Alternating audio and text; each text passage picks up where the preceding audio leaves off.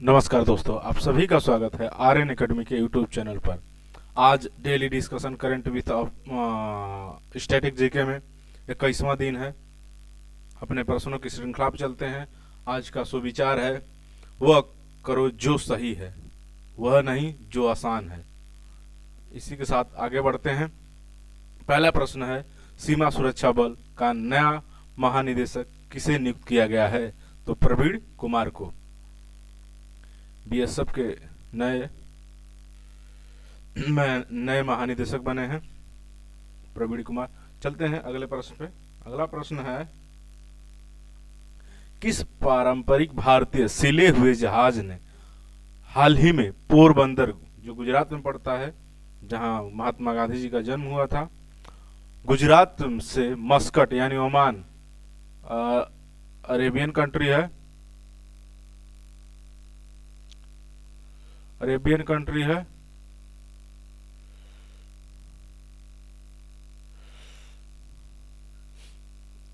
Oman तक की यात्रा पूरी करी।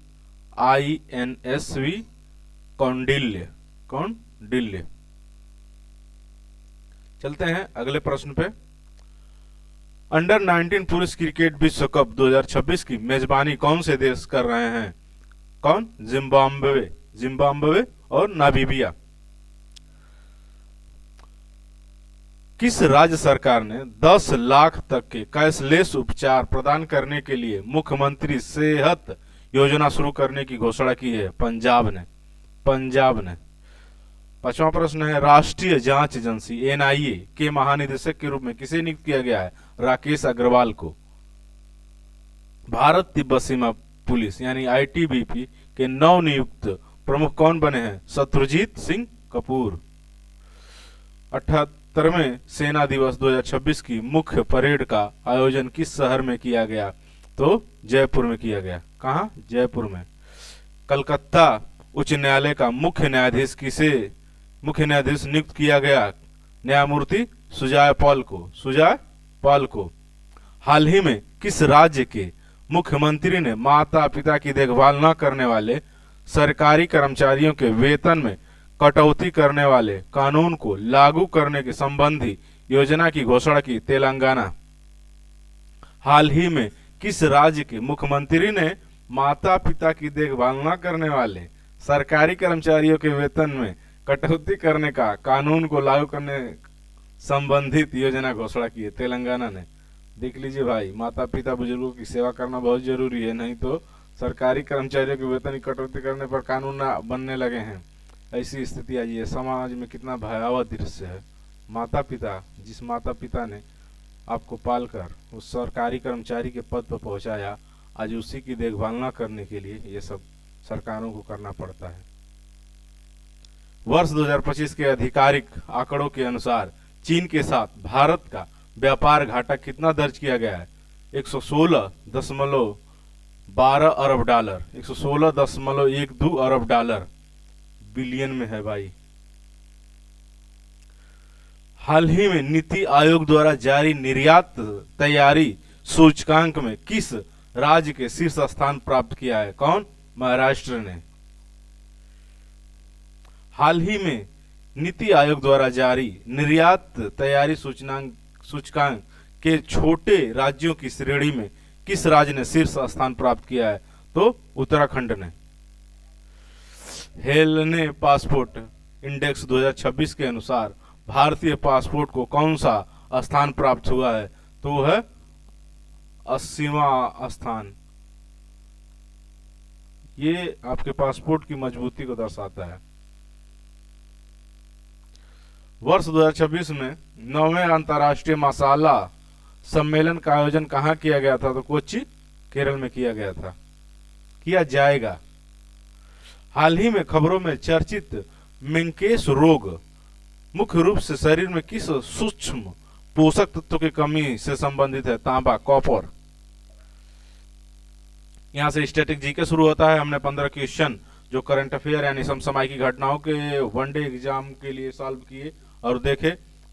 और अब चलते हैं 5 क्वेश्चन हमारा MCQ को होगा। प्रसिद्ध वांडीवास का युद्ध 1760 में किन दो शक्तियों के बीच लड़ा गया था?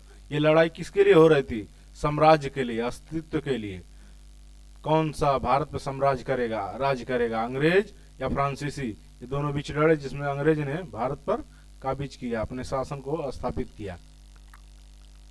1924 में भारतीय राष्ट्रीय कांग्रेस के बेलगाम अधिवेशन की अध्यक्षता किसने की थी? तो की थी महात्मा गांधी जी ने।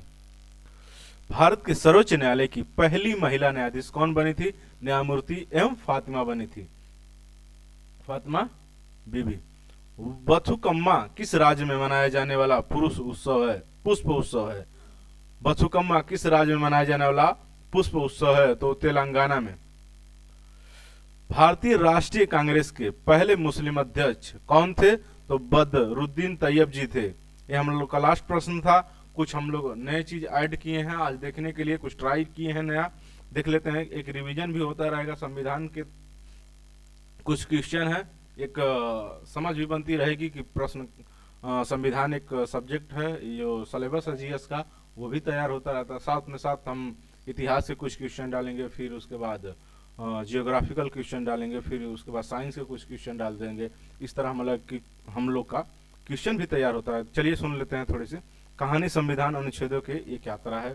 साल 1946 का दिन था, भारत आजाद होने वाला था, तभी बनी भारतीय संविधान सभा। अनुच्छेद 394 कहता है कि संविधान कब लागू होगा, तो और वही हुआ 26 जनवरी 1950 को से भारत का संविधान लागू हुआ। जो प्रियम्बल है यानी प्रस्तावना, प्रस्तावना में भारत संविधान का परिचय है। कोई अनुच्छेद नंबर नहीं है, लेकिन सबसे ज्यादा पूछा जाता है, यह बताती है कि भारत है क्या संप्रभु, समाजवादी, पंथनिरपेक्ष और लोकतांत्रिक गणराज्य। जो समाजवादी है और पंथनिरपेक्ष शब्द जो है, ये जो शब्द हैं, ये 42वें संविधान संशोधन के तहत जोड़े गए थे। उसके बाद मौलिक अधिकार के बारे में जान लेते हैं। तो भाग 3 में आता है मौलिक अधिकार, जो 12 से 35 तक है। इसके बारे में संविधान ने जनता से कहा, संविधान ने जनता से क्या कहा कि मैं तुम्हें अधिकार देता हूं ताकि तुम्हें कोई दबा न सके। समानता का अधिकार, अनुच्छेद 14 से 18 तक। अनुच्छेद 14 में कानून के समक्ष समानता का अधिकार। अनुच्छेद 15 में भेदभाव से निषेध। अनुच्छेद 16 में समान अवसर और अनुच्छेद 17 में अस्पृश्यता समाप्त करना और 18 में उपाधियों का अंत। और स्वतंत्रता का दूसरा अधिकार दिया 1919 अनुच्छेद 19 से 22 तक। अनुच्छेद 19 में 6 स्वतंत्रताएं दी, यात्रा की स्वतंत्रताएं। अनुच्छेद 20 में अपराधों से संरक्षण भी, और अनुच्छेद 21 में जीवन व व्यक्तिगत स्वतंत्रता। इससे बाद में अनुच्छेद ए में शिक्षा के अधिकार को जोड़ा गया था। ये कुछ नया चीज था, कैसा लगा ये बताइए, और इसी के साथ अपने संविधान सिलेबस को भी तैयार करते रहिए। धीरे धीरे कुछ नया होता रहेगा। और संविधान हमारे आर्यन अकेडमी से जुड़ने के लिए और यहाँ तक देखने के लिए वीडियो आपका बहुत बहुत धन्यवाद। और इसी के साथ लाइक कीजिए, चैनल को सब्सक्राइब कीजिए और सहयोग बनाए रखिए। धन्यवाद।